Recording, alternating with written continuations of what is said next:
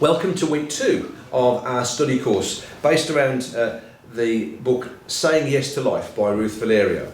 It's part of our Love Life Live Lent course, and week 2 is going to be looking at Genesis chapter 1 verses 6 to 8. That's the point where God says, let the waters be separated. And take some time now to read Genesis chapter 1 verses 6 to 8.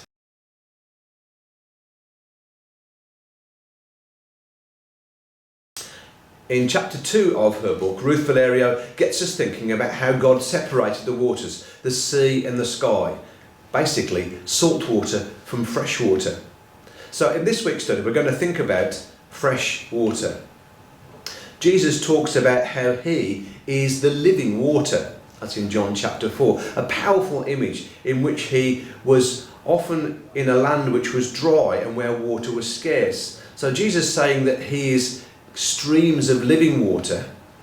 You can think about the imagery that would be for the people who heard him at the time. So as well as thinking about that use of water as an image that Jesus gives us, we also get to think about the need for and problems caused by fresh water or the lack of it in our world today. Some of the discussion questions helpfully take us through some of the issues around fresh water. Many of us will have seen on the television in recent weeks problems caused by flooding in some parts of the world and the UK because of too much fresh water in unexpected places. And equally, we know plenty of things about where there's not enough fresh water, not enough rain, where there's drought and famine as a result of not enough clean fresh water. So how we as Christians use the water that we have available to us is an important issue of our discipleship. In her book, Ruth Valerio mentions some practical steps we can take about issues to do with fresh water. First of all, we can pray when we use water. We can give thanks for the fresh water that we have. For most of us, that's turning on a tap. It's not hard work for us, but that's not how it is for many people. So giving thanks and also using that water sparingly.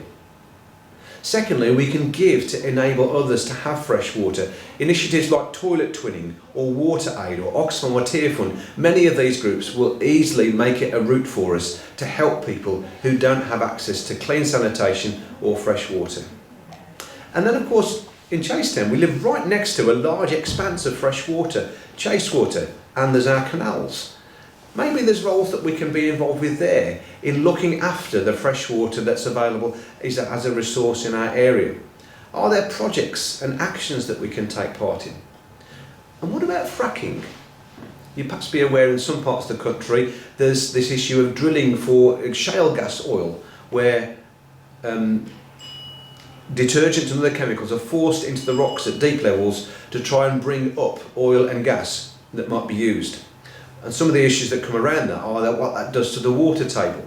So quickly we can see about how our whole approach to the environment is bound up with a whole lot of complex issues. So thinking about fresh water is an important part of our response to live responsibly for God in this age. Ruth's in conversation with Archbishop Thabo Makabo of the Archdiocese of Southern Africa, and there's a video there which we can watch which tries to outline some of the difficulties that people in other parts of the world experience to do with fresh water and the lack of it. Archbishop, thank you so much for meeting with me today. You won't know this, but I actually heard you speaking about water at an event in London some years ago. Okay. And then I know you've been through the drought situation in Cape Town recently. So I know that water is something that's very close to your heart. I write about the Cape Town situation in the Archbishop of Canterbury's Lent book, but can you tell us a little bit more about that, how it was from your view, from your perspective? Thank you so much. I just want to start by saying water is sacred, and regrettably we're treating it as a commodity. And the Cape Town situation showed us that we need to treat water with dignity, because we experience what we call a 1 in 300 years drought, where the city of plus or minus 4 million people was told in April that in a couple of months the taps were going to be turned off because we will reach what we call day zero. And there were plans that the police were going to be deployed to strategic area just in case people were going to fight for water. It was quite scary. Oh, it must have been it was terrifying. quite scary, terrifying. Where we were told how many liters we could use per day per family, and there were some places where the taps actually ran dry.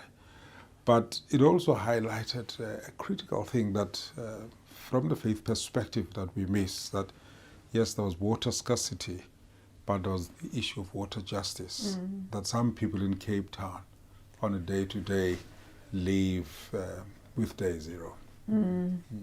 And what would you like to see the church involved with in terms of Cape Town and the water issues there? Where would you like to see it having more of an impact?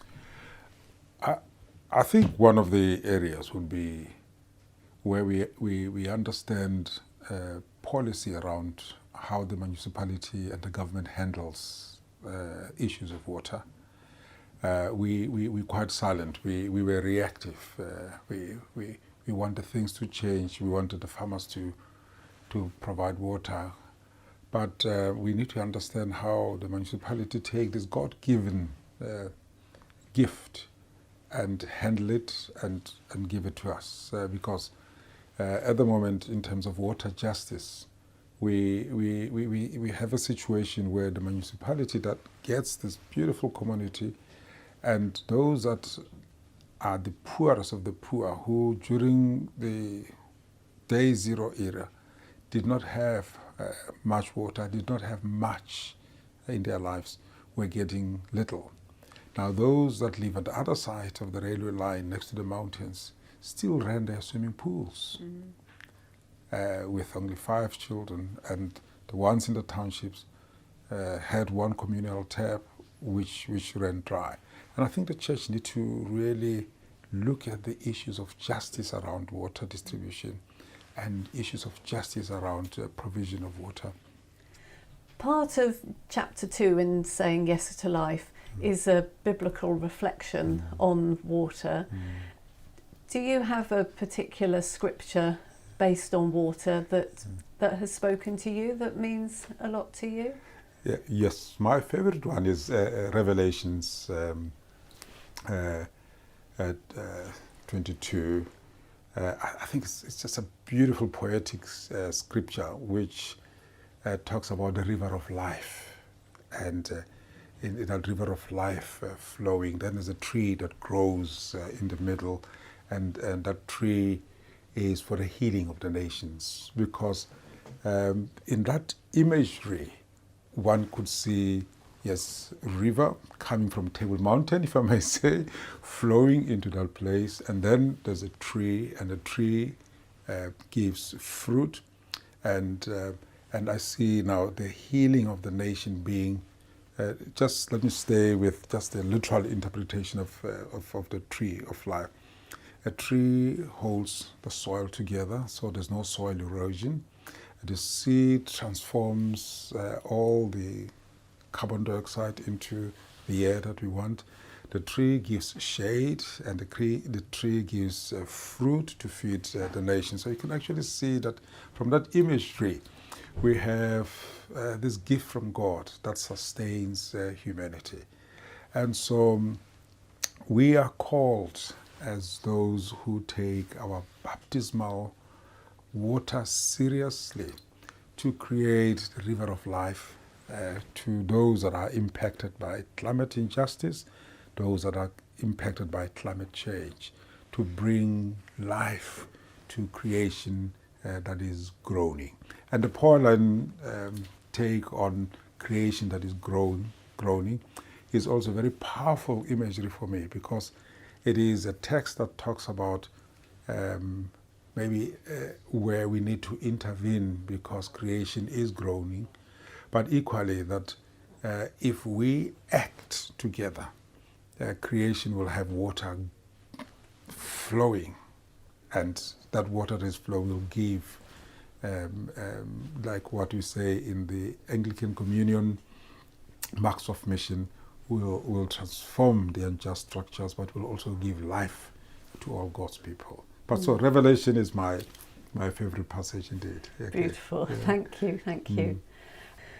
How do you see poverty intersecting with climate change and water? Can you just unpack that a bit more for us? Okay. Let's take the case of, I'll just take Namibia again and say Mozambique. Namibia, the poorest, whose economy is based on farming, because of excessive droughts that have never experienced. Now they're having to take their very last source of livelihoods, herd of cattle, and slaughter them en masse because they don't have grass to feed them and because it's dry. So then you see there now climate change and actually I must call it crisis because it's a crisis. Climate crisis is impacting on the poorest of the poor. Now it means they will have to go and move nearer to town centers, and they're required to buy meat, they're required now to rent. Now they've been displaced by climate crisis. Mozambique, Beira, which Graça Machel said is the first town in history that has been submerged in water due to climate change. Now, those people used to stay next to some of the rivers. Now, they've had to be moved out into higher places, and now their houses are gone, their schools are gone, their clinics are gone. Now they have to rebuild their livelihoods. So again, you see that a natural process of climate crisis, which scientists used to say they will study it, but now they are all agreeing that maybe they don't have the answer because the basis of climate change is greed and recklessness. They say it is a human condition. Now those people affected by that now have to start all over again, and they're the poorest of the poor with absolutely no means to mitigate. Those in Mozambique that had beautiful flats, well structured in higher lying places, they were unaffected by it. They're fine. They're fine. They continue life as usual. So you could actually see the disparity there caused by climate crisis. You, in your role, you get to cross the spectrum of society. You talk to business leaders and government officials. You go to shanty towns, to rural areas, to the suburbs. Where do you see signs of hope? I think for me, the youth inspire me, and I see signs of hope within the youth. I mean, when I went to the Teze pilgrimage of trusts, I was coming from the synod, and I was just so exhausted. And I got there just literally. I mean, I felt like this is a positive energy here. When we did the youth protest there, and I heard their message. Somebody says, oh, they are quite reckless. I said, no, they are not reckless. They are courageous. They're talking about changing our lifestyle. They're talking about changing policies. They're talking about we as adults stealing their future. I mean, that's where I think my hope resides. I mean, I call annually the mining executive to talk about what we call courageous conversations. But sometimes they will regurgitate our position.